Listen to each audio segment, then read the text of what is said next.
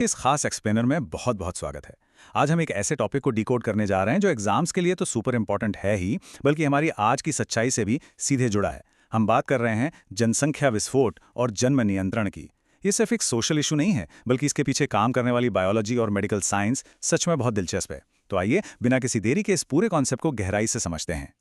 अच्छा, आगे बढ़ने से पहले जल्दी से देख लेते हैं कि आज का हमारा रोड मैप क्या रहेगा। पहले हम जनसंख्या विस्फोट के मेन रीजन समझेंगे, फिर देखेंगे कि सरकार ने इसे कंट्रोल करने के लिए क्या कदम उठाए हैं। इसके बाद बात होगी कि एक आइडियल गर्भनिरोधक कैसा होना चाहिए, और फिर हम साइंटिफिक सॉल्यूशंस पर आएंगे, जैसे नेचुरल और बैरियर तरीके, आईओडीज, केमिकल तरीके और आखिर में सर्जिकल यानी परमानेंट सॉल्यूशंस। तो शुरुआत करते हैं अपने पहले पॉइंट से, जनसंख्या विस्फोट, और आखिर इसके मुख्य कारण क्या हैं। देखिए, पिछले कुछ दशकों में ग्लोबल लेवल पर आबादी बिल्कुल रॉकेट की तरह बढ़ी है और इसके पीछे की बायोलॉजी और मेडिकल वजह एकदम साफ हैं। सबसे बड़ा कारण है मृत्यु दर यानी डेथ रेट में आई भारी गिरावट। हमारी हेल्थ फैसिलिटीज अब इतनी बेहतर हो गई हैं कि मातृ मृत्यु दर यानी मैटरनल मोर्टेलिटी रेट एमएमआर और शिशु मृत्यु दर यानी इन्फेंट मोर्टेलिटी रेट आईएमआर दोनों में बहुत बड़ी कमी आई है। मतलब माताएं और नवजात शिशु अब पहले से कहीं ज्यादा सुरक्षित हैं। इसका एक सीधा सा असर यह हुआ कि जनन आयु यानी रिप्रोडक्टिव एज वाले लोगों की संख्या में बहुत तेजी से वृद्धि हुई है। अब जरा इस नंबर पर गौर कीजिए, 2%। सुनने में शायद ये बहुत छोटा सा नंबर लगे, है ना? लेकिन 2011 की जनगणना की रिपोर्ट के हिसाब से भारत की जनसंख्या वृद्धि दर लगभग 2% थी। इसे अगर आसान भाषा में समझें तो इसका मतलब है कि हर 1000 लोगों पर हर साल 20 नए लोग जुड़ रहे हैं। इतने बड़े देश के लिए ये एक बहुत ही अलार्मिंग रेट है। खुद ही सोचिए, अगर आबादी इसी स्पीड से बढ़ती रही तो हमारे बेसिक रिसोर्सेज कितनी जल्दी खत्म होने लगेंगे। तो भाई, जब स्थिति इतनी गंभीर हो तो इसे बड़े लेवल पर मैनेज करना जरूरी हो जाता है। आइए देखते हैं कि सरकार ने क्या कदम उठाए हैं। इस डेमोग्राफिक सर्ज को रोकने के लिए जो सबसे पहला और सबसे स्मार्ट स्टेप लिया गया वो था विवाह की कानूनी आयु फिक्स करना। कानून के तहत लड़कियों के लिए शादी की न्यूनतम उम्र 18 साल और लड़कों के लिए 21 साल तय कर दी गई। यह सिर्फ मैच्योरिटी की बात नहीं है, बल्कि यह कदम एक इंसान की लाइफ में टोटल रिप्रोडक्टिव पीरियड को ही लिमिट कर देता है। पॉपुलेशन कंट्रोल के लिए यह एक बहुत ही सॉलिड स्ट्रैटेजी साबित हुई।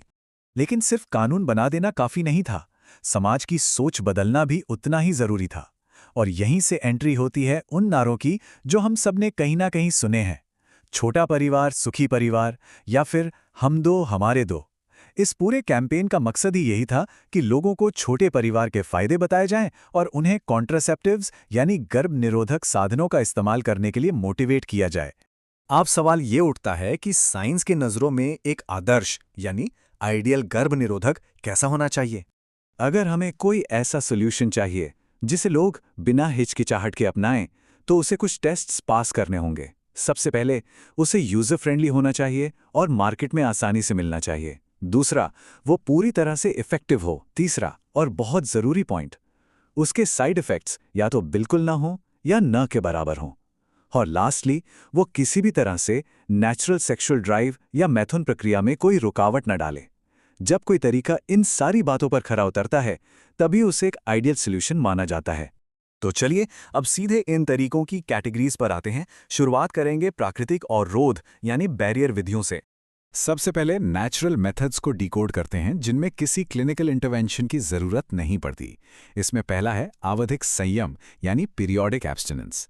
इसमें मासिक चक्र के 10वें से 17वें दिन के बीच शारीरिक संबंध बनाने से बचा जाता है, क्योंकि यही वो टाइम विंडो है जब ओव्यूलेशन के चांसेस सबसे ज्यादा होते हैं। दूसरा तरीका है बाह्यस्खलन या विड्रॉल मेथड। और तीसरा एक बहुत ही दिलचस्प बायोलॉजिकल फिनोमेना है स्तनपान अनार्तव। डिलीवरी के बाद जब मां बच्चे को लगातार स्तनपान कराती है तो शरीर में ओव्यूलेशन रुक जाता है। लेकिन ध्यान रहे, ये नेचुरल प्रोटेक्शन डिलीवरी के बाद सिर्फ 6 महीने तक ही इफेक्टिव मानी जाती है। नेचुरल तरीकों के बाद बात करते हैं रोध विधियों की यानी बैरियर मेथड्स की।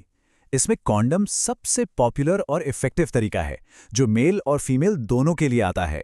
इसकी सबसे बड़ी खासियत यह है कि ये एक डबल शील्ड की तरह काम करता है। ये अनचाही प्रेगनेंसी को तो रोकता ही है, साथ ही एसटीडी और एड्स जैसी गंभीर बीमारियों से भी बचाता है। इसके अलावा महिलाओं के लिए कुछ खास बैरियर ऑप्शंस भी होते हैं, जैसे डायाफ्राम और गर्भाशय ग्रीवा टोपी यानी सर्वाइकल कैप।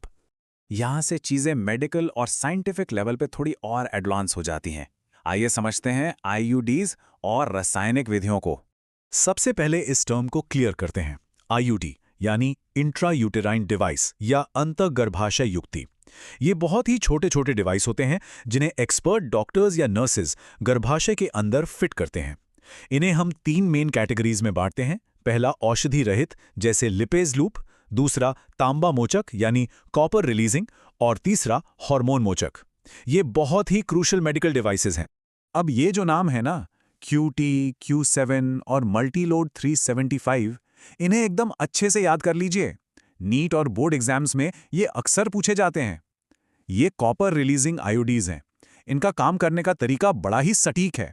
ये गर्भाशय के अंदर कॉपर आयंस छोड़ते हैं जो शुक्राणुओं की गतिशीलता यानी उनके स्विम करने की क्षमता को एकदम कम कर देते हैं, जिससे निषेचन हो ही नहीं पाता। तांबा मोचक के बाद आते हैं हार्मोन मोचक आईयूडीज। इसके बेस्ट एग्जाम्पल्स हैं प्रोजेस्टासर्ट और LNG-20।